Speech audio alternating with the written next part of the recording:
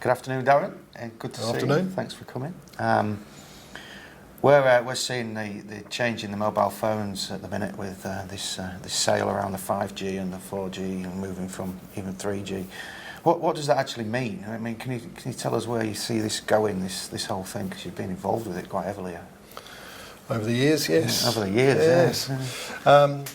Well, at the moment we are sort of settled into 4G, and people are really benefiting from that coverage and the speed of the amount of data that can be received by their phones, and that's been seen in people being able to sit down and sit on the bus or the train and watch Netflix on the way home. It's quite amazing, isn't it? You get on a bus and nobody's talking anymore. I know, it's incredible. It's just silence. Yeah. I know, everybody. So the video streaming's key to the. That's what everybody's benefiting from 4G. Right. Then we're going to 5G. Well, they're talking about the Internet of Things with 5G. Yeah. So the network communicates faster. Right.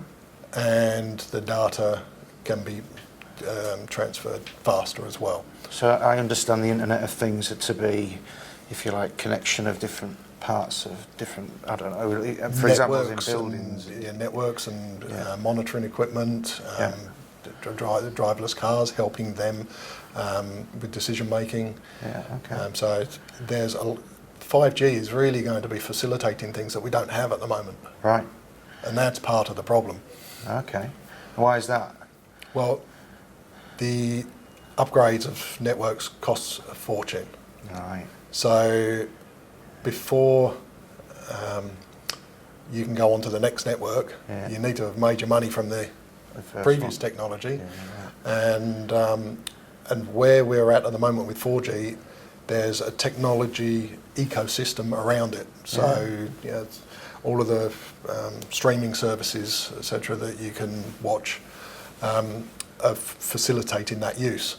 But you have a lot of equipment operators that are trying to sell the new technology, but the carriers are sitting there going, well, okay, that's very well, we could buy that from you and then pay to install it everywhere. Right. Costs a fortune, but how do we make our money? So how are you and I going to pay more for that technology? I'm quite happy just watching the video at the moment. Well, but I don't know what else is going to be out there. Well, I've noticed as well, I went to get the contract renewed on my phone and it dropped the value on a monthly basis. Yeah, I'm getting more data. So it's getting cheaper to use them. Yep. Yeah. So does that mean then the ecosystem's pretty well used in the background, and then when you move to the next version, you've got to find a way of building it? Which there's the bit outside in the street, but then we're working in the buildings, aren't we? So I guess that other thing is who pays for it? Who's actually going to pay for this ecosystem to be developed? Yep. Yeah. Well, we've been deploying or doing the property and planning consents for in-building coverage systems for a long time. Right. And the question is whether building owners understand the value of having a system in their building in the first place. And that sometimes there's owners actually installing their own system. Okay.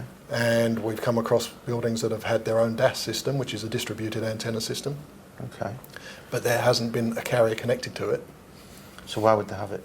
Well, it's been specified, right, but nobody's actually been able to, there wasn't a demand from a carrier to connect to it. So the hardware's there, but nobody's using it. Right. Yeah. But now we've gone in and we've been ready to connect to the 4G, and the system isn't adequate. Right. So they've installed that money in that system for nothing, because they didn't follow through to actually get the connection from a carrier.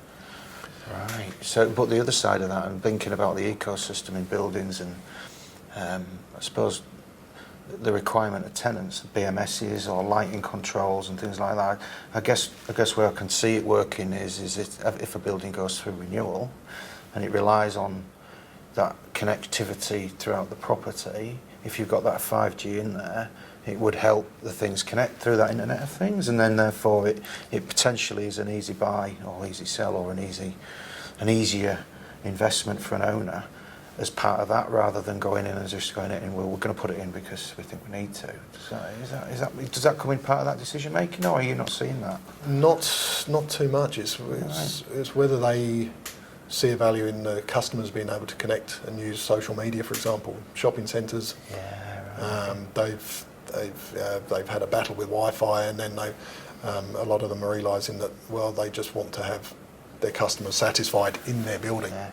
Yeah. And as more building management systems have more remote items that connect and wirelessly, then the building managers and asset managers will probably see more value in those. But that needs either time, well, it needs time, or it needs a real innovative approach to the property. What's the life cycle of a building fit out? Yeah, exactly. Like 10 years, Yeah. 20, 10, 20 years ago. You had 2G 20 years ago. The more modern buildings that are being finished now should have more modern building management system. Yep. But massive investment. I mean, it's 10, 15 years to get one generation in, and then got to go again. It is expensive, and the technology will go out to areas where people have a demand for it. Now, whether that's the carrier to satisfy customers, Right. or a company or society having a desire to have a connected area, Right. whether that's shopping centres or a precinct. Yeah. So that's what's going to drive the Because you are technology. hearing of these new precincts that are getting built with the connectivity as part of the overall strategy. All the small cells being installed on street light poles. Yeah. Yep. So okay. Well, that's really interesting. Thank you for your time. It's 5G. So when somebody asks me, I'll know now.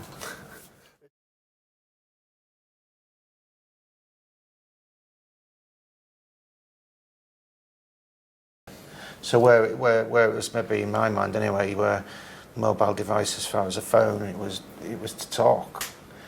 It was to communicate. Do you remember those days? I do. We used to talk on the mobile phone. I remember getting my first phone actually. It was an Ericsson, a little flip one. It was great. I thought it was cool.